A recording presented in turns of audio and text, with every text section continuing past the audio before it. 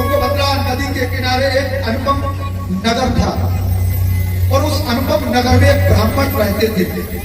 बता रहे कितना पापी था इसका पुत्र। उनका नाम था आत्मदेव। अरे आत्मदेव ब्राह्मण आत्मदेवा पुरे तस्मिन् सर्ववेद विशारदः। सारे वेदों के ज्ञाता, पुराणों के ज्ञाता, गीता के ज्ञाता थे, विद्वान थे। जीवन में एक सुख नहीं था, सर्व सुख होते हुए भी एक सुख नहीं था। कौन सा सुख? संतान का सुख नहीं था। अतः दुखी होकर के जे एक दिन प्राणांत करने के लिए पहुंचे एक तालाब के किनारे। ऐसे जीवन को रख करके क्या करना जो कि मेरे संतान नहीं है। कुछ लोग ऐसे भी होते हैं, अपने प्राणों की मौछावत करने के लिए निर्णय तत्काल ले लेते हैं छोटी छोटी बातों पर। सबसे बड़ा पाप है प्राणांत करना अपने हाथ से। संसार से दुखी हो जाओ, समाज से दुखी हो जाओ, परिवार से दुखी हो जाओ, बच्चों से दुखी हो जाओ, घर छोड़ दो, परिवार छोड़ दो, किसी भी आश्रम की झाड़ू बुहारी करने लग जाओगे, वृंदावन में जाकर के किसी गौशाला की झाड़ू बुहारी करने लग जाओगे, वस्त्र मिल जाएंगे, भोजन मिल जाएगा आपके लिए, और कभी प्राणांत की विचार मत करना। आज ये ब्राह्मण दुखी होकर के तालाब पर पहुंचा, प्राणांत करने वाला ही था। सामने से संत को देखा, कहने लगे अरे ब्राह्मण रुक जाओ, क्या बात है, क्या बात है? कहने लगे प्राणांत करने के लिए तैयार हो महाराज, रोको मत। अच्छा क्यों प्राणांत कर रहे हो? अधिक जीवनम प्रजाहीनम। ये जीवन धिक्कारमय है, बिना प्रजा के, बिना संतान के। कहने लगे अच्छा। ललाट की तरफ देखा संत ने, कहने लगे तुम्हारे तो कोई सात जन्म भी संतान नहीं है। नहीं, मुझे संतान चाहिए, बलपूर्वक चाहिए। क्या करोगे संतान का? अरे वाह, तुम भला जानते हो, संत आदमी हो, तुम क्या जानो आंगन में रोनक झुनक, तुम क्या जानो खेत से कार करके आते हैं और जब बच्चों की किलकारी को देखते हैं मन प्रसन्न हो जाता है, सारी हरारत दूर हो जाती है। ठहरे डमरू वाले संत, ठहरे मजीरा वाले संत, क्या जानो तुम संतान का सुख। बलपूर्वक मुझे संतान चाहिए, नहीं तो प्राणांत कर देता हूं नदी में कूद करके। संत कहने लगा ये मानेगा नहीं। थैला में एक फल निकाला और उसको दे दिया। एक फल निकाला, दे दिया, जाओ अपनी पत्नी को एक फल खिला देना, आज से 9 मास के पश्चात उसे संतान की प्राप्ति होगी। फल लेकर के आज पहुंचे अपनी पत्नी के पास। पत्नी के पास पहुंचे और कहने लगे ये संत प्रसादी है, आप इसे ग्रहण कर लीजिए। कहने लगे अच्छा महाराज मैं ग्रहण कर लूंगी। अपने सामने अगर ग्रहण कराते तो शायद कर लेती हो। अब धुंधली, उसका नाम था धुंधली, यथा नाम तथा गुण, बुद्धि उसकी धुंधली थी। अब मन में चढ़ाव उतार होने लगे, फल खा लूंगी, गर्भवती हो जाऊंगी, नगर में अग्नि लग जाएगी, प्राणों की रक्षा के लिए भाग नहीं पाऊंगी, पेट में गर्भ रह जाएगा, भोजन ज्यादा नहीं कर पाऊंगी, मैं थक जाऊंगी, कमजोर हो जाऊंगी, प्रसव पीड़ा को कैसे सहन करूंगी। एक बहन आ गई, उसकी एक बहन आ गई। बहन क्यों चिंता कर रही हो? कहने लगे ऐसा है, ये जो संतान की कामना के लिए फल दिया है, और बताने लगी अपने चिंता का कारण। चोर आ जाएंगे गांव में, मुझ पर भागा नहीं जाएगा, मेरा जीवन कष्टमय हो जाएगा। बहन कहने लगी बहन क्यों पागल हो रही हो, मैं गर्भवती हूँ और 9 मास के पश्चात मेरे संतान होगी, तुम उसे ले लेना, बदले में मुझे धन दे देना। ऐसा ही हुआ, पाखंड करने लगी, पेट से कपड़ा के आगे बांध करके मैं गर्भवती हो गई। और फल की परीक्षा लेने के लिए, गौकरण के लिए, गाय के लिए फल खिलवा दिया। इस फल की भी तो परीक्षा लो, संत की परीक्षा लो। आज फल खिलवा दिया। आत्मदेव को मालूम पड़ा पत्नी गर्भवती हो गई, बड़े प्रसन्न हुए आत्मदेव को कुछ समय के बाद में मालूम पड़ा मेरी गाय भी गर्भवती हो गई। आत्मदेव को आनंदित होकर के बड़े प्रसन्न हो रहा है। प्रभु की बड़ी बड़ी कृपा, प्रभु की बड़ी बड़ी अनुकंपा। समय उपस्थित होगा, बहन ने ला करके वो बच्चा प्रदान किया, बदले में धन लेकर के वापिस हो गई। धुंधली कहने लगी मेरा बेटा है, मैं अपने बेटे का नाम अपने इच्छा से रखूंगी। आत्मदेव प्रसन्न होंगे, चलिए तुम अपने हाथ अपनी इच्छा से नाम रखो। तो जैसी स्वयं थी वैसा उसका नाम रख दिया धुंधकारी।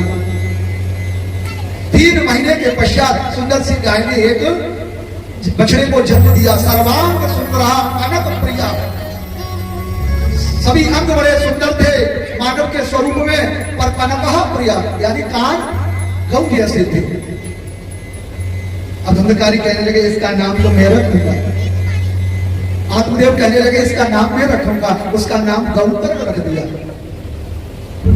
गौकर्णो पंडितो ज्ञानी धुंधकारी महाखला। गौकर्ण बहुत बड़े प्रयोग विद्वान हो गए और धुंधकारी महाखला, खल कहते हैं दुष्ट के लिए, बहुत बड़ा दुष्ट। खेलते हुए बच्चों को पकड़े कुआं में डाल दिया, किसी के घर कभी अग्नि लगाए, कभी किसी के घर अग्नि लगाने लगे। मां आत्मदेव ने डांटना प्रारंभ कर दिया तो आत्मदेव के ऊपर भी वो कटु वचन बोलने लगा। गौकर्ण ने कहा पिताजी इस संसार को त्याग करके आप भक्ति करो। ये शरीर हाड़ मास का पुतला है पिताजी, एक दिन मिट्टी में मिल जाएगा, इसलिए तुम भगवत भक्ति करो। आत्मदेव चले गए, भागवत के 10 स्कंद का पाठ करके वो मुक्त हो गए। इधर एक दिन धुंधकारी ने अपनी मां को कुएं में ढकेल दिया रात्रि में। अतः इतना दुष्ट हो गया, आपको स्वतंत्र हो गया, एक नहीं दो नहीं 5-5 वेश्या को घर में रखने लगा। वेश्यागामी हो गया और वेश्या को तो धन चाहिए। अतः एक दिन धुंधकारी राजा के यहां से धन चुरा के लाया।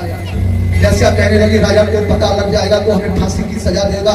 अतः रात्रि में सोते हुए इस धुंधकारी को दबोचा और इसके सहज प्राण में निकल गए। गला दावा तो प्राण में निकले सहज। तब एक वेश्या ने जलती हुई लकड़ी को इसके मुख में दिया, तब इसका प्राणांत हुआ और वेश्या धन लेकर के चली गई।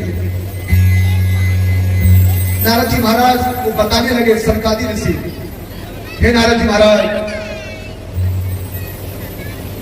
एक दिन आत्मदेव घर छोड़ करके जब चले गए तो भ्रमण करते हुए जब वापस आए कुछ समय के बाद में रात्रि में अपने घर को रुके, स्वप्न में देखने लगे कभी गधा बन करके कोई आता है, कभी भेड़ा बन करके आता है, कभी गाय बन करके आता है, कभी बैल बन करके आता है कोई स्वप्न में।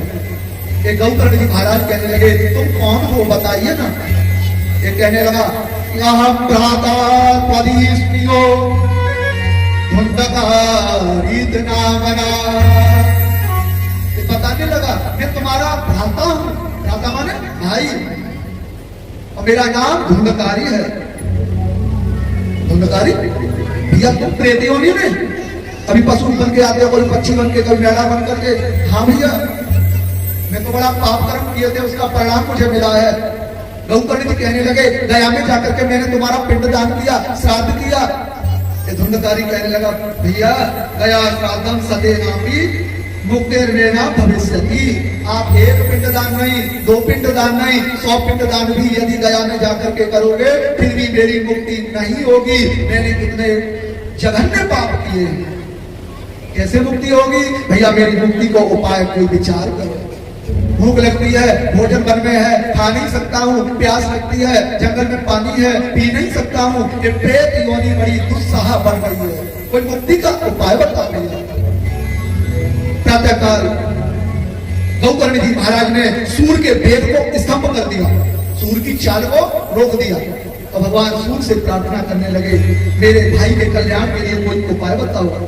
कहने लगे तुम ऐसा करो, भगवान सूर्यदेव कहने लगे तुम जाकर के अपने भाई को श्रीमद् भागवत महापुराण की कथा किसी वैष्णव ब्राह्मण के द्वारा श्रवण कराओ, उनकी मुक्ति निश्चित हो जाएगी। अतः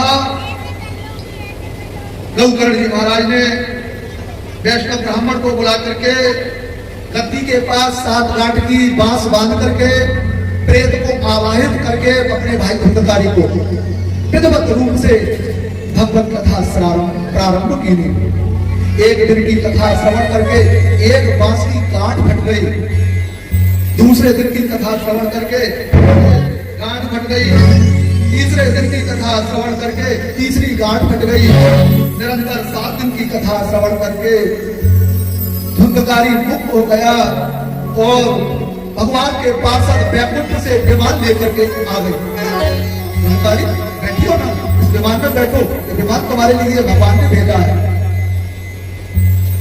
सभी भक्तगण कहने लगे भाई देखो ये तो कथा तो सबने श्रवण की है, विमान तो सबके लिए आना चाहिए।